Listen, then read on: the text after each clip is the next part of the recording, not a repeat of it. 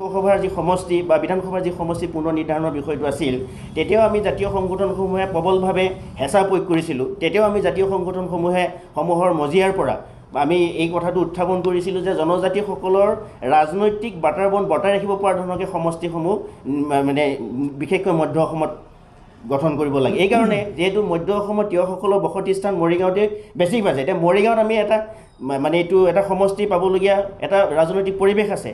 গতিকে তেনে এটা জেগাটো কেৱল ইয়াৰ ব্যাগুম যিবিলাক ৰাজনৈতিক নেতা, বিশেষকৈ আমাৰ পীযুষ হাজৰিকা ডাঙৰীয়াৰ কথা কওঁ, তেওঁৰ চক্ৰান্ততে তেওঁৰ নেতৃত্বতে এই মানে তিৱাসকলে এটা সমষ্টি পোৱাৰ পৰা বঞ্চিত হৈ গ'ল।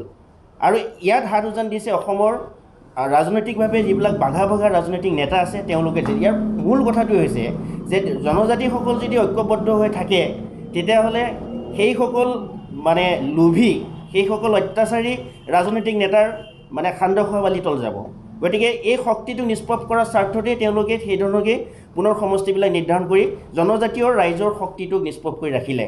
আৰু একেধৰণৰ আৰ্হিৰে একেধৰণৰ পৰিকল্পনাৰ মাধ্যমেদি এইবাৰ পুনৰ মানে পঞ্চায়ত নিৰ্বাচনৰ যি সমাগত পঞ্চায়ত নিৰ্বাচন আহি আছে, ইয়াতো পঞ্চায়তৰ এলেকাসমূহক তেওঁলোকে মানে ৰদ বদল কৰি গৈছে। অৰ্থাৎ পঞ্চায়তৰ এলেকাসমূহ ক'ৰবাত কাটি ক'ৰবাত লগোৱা এটা পৰিকল্পনা তেওঁলোকে কৰিছে।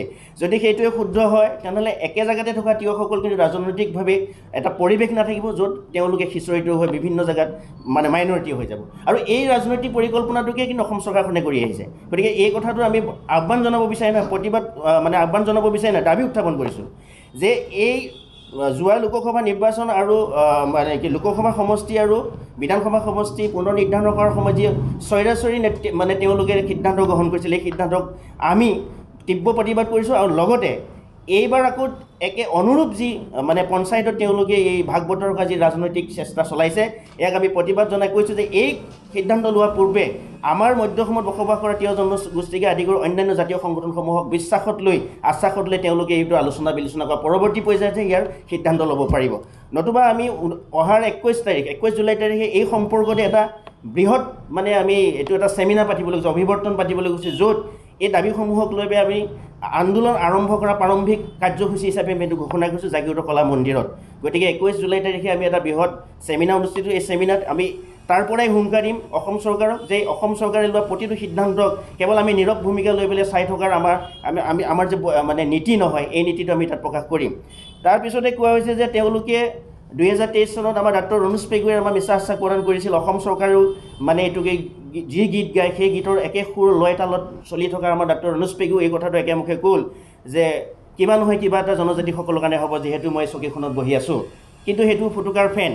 আমি বাস্তৱতে গম পালোঁ যে ডাক্তৰ ৰণোজ পেগু ডাঙৰীয়াৰ কেবিনেট মিনিষ্টাৰ হিচাপে কৰিব লগা একো দায়িত্ব নাই। যি কৰি আছে অসম চৰকাৰৰ এজন ব্যক্তি নেতৃত্ব চলি আছে, সেইজন হৈছে হিমন্ত বিশ্ব শৰ্মা। হিমন্ত বিশ্ব শৰ্মাই মুখ্যমন্ত্ৰী, হিমন্ত বিশ্ব শৰ্মাৰ অন্যান্য কেবিনেটৰ সকলো ক্ষমতা মানে কুক্ষিগত কৰি ৰাখিছে তেওঁৰ নেতৃত্বত। গতিকে এনে এজন স্বৈৰাচাৰী অত্যাচাৰী প্ৰশাসকৰ নেতৃত্বত জনসাধাৰণৰ যে কল্যাণ হ'ব আমি আশা কৰা নাই। বিশেষভাৱে অসমত বসবাস কৰা জনগোষ্ঠীয় মানুহৰ কোনো ধৰণৰ নিৰাপত্তা আমি দেখা নাই, বা আমি এই চৰকাৰখনৰ জৰিয়তে আমি অনিশ্চয়তা আৰু অনিৰাপত্তা দিশটোহে বেছি প্ৰতিফলিত হোৱা দেখিবলৈ পাইছোঁ। গতিকে আমি ডাক্তৰ ৰণোজ পেগুক কৈছিলোঁ যে আপোনালোকে যে এই যে সাংবিধানিক মৰ্যাদাৰ বিশেষ সাংবিধানিক স্পেচিয়েল যিটো মানে এইটো কনষ্টিটিউশ্যনেল ৰাইট দিম বুলি কৈছে, এই যে কনষ্টিটিউশ্যনেল ৰাইটটো ভাৰতীয় সংবিধানত কোনো ধৰণৰ লিপিবদ্ধ নাই। কিন্তু অসম চৰকাৰে ওপৰুৱাকৈ সেইটো স্পেচিয়েল কি ক্ষমতা দিব, যোনটো ক্ষমতাৰ ধাৰণাটো আমাৰ গণ্ডিৰ ভিতৰত নাই, যোনটো আমাৰ নলেজত নাই। কিন্তু সেইটো অসম চৰকাৰে আমাক বুজাই ক'বলৈ অপাৰগ হ'ল যে স্পেচিয়েল কনষ্টিটিউশ্যনেল ৰাইট মানে কি, সেই কথাটো আমাক বুজাই দিব নোৱাৰিলে। যিহেতু গোটেই ব্যৱস্থাটোৱে এটাৰ মানে কি কয় মানে প্ৰবঞ্চনা এটাৰ মানে নাটক হয়। গতিকে এই কেন্দ্ৰীয় চৰকাৰলৈ সেইটো কি হিচাপে তেওঁলোকে প্ৰেৰণ কৰিব। কেন্দ্ৰীয় চৰকাৰলৈ প্ৰেৰণ কৰিব নোৱাৰা মূল কাৰণটো হৈছে কাৰণ বিষয়টো হৈছে ফটুৱাজাৰী বিষয়। ফটুৱাজাৰী বিষয় এটাক লৈ এখন ষ্টেট গভৰ্ণমেণ্ট এখন চেণ্ট্ৰেল গভৰ্ণমেণ্টক প্ৰস্তাৱ কেনেকৈ এটা ৰেজুলেশ্যন প্ৰেৰণ কৰিব। গতিকে আমি তেতিয়াই গম পালোঁ যে বিশেষ ক্ষমতা বুলি কনষ্টিটিউশ্যনত কোনো তেনেকৈ উল্লেখ নাই, আৰু সেইকাৰণে অসম চৰকাৰে দিবও নোৱাৰে। কেৱল সময়টো অতিবাহিত কৰাৰ কাৰণে কিছু সময়ৰ কাৰণে তিৱা জাতীয় সংগঠনসমূহ আশ্বস্ত কৰা এটা বক্তব্য আছিলে। কিন্তু তেনেধৰণৰ তুলুঙা আৰু সৰল বক্তব্যৰে মিছাথা আশ্ৰয় লৈ পেলাই কিমান দিন আৰু চৰকাৰ চলাব।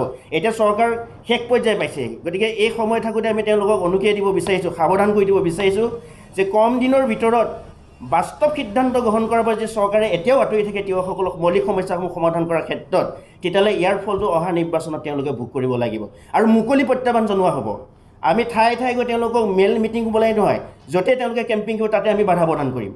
আৰু এইবাৰ আমি যি আন্দোলন সূচনা কৰিবলৈ আমি সিদ্ধান্ত বা সংকল্প লৈছোঁ, এই আন্দোলনে আকাশ বতাহ বিদেশ সকলোতে মানে কৈ মাতি যাব লাগিব। আৰু ইয়াৰ মানে আকাশ বতাহ সকলোতে এই আন্দোলনৰ ধ্বনি উঠিব। এতিয়া ইয়াত নতুন প্ৰজন্মৰ বৃদ্ধলৈকে আজি জন্ম হোৱা শিশুটোৰ পৰা কালি অহা নতুন প্ৰজন্মটোলৈকে এই আন্দোলনৰ অংশীদাৰিত্ব গ্ৰহণ কৰিব পৰা ধৰণে এটা ৰাজনৈতিক বা এটা সামাজিক পৰিৱেশ আমি গঢ়ি তুলিম, যিটো সময়ত তেওঁলোকে নিৰ্বাচনৰ এই সময়খিনি বাৰুকৈ কঠোৰ সমস্যাৰ সন্মুখীন হ'ব। তাৰপিছতে ইয়াতে কেইটামান কথা, যিকোনো খবৰৰ বাবে যোগাযোগ কৰক আমাৰ এই নম্বৰত 7099017330 আৰু 7099017110।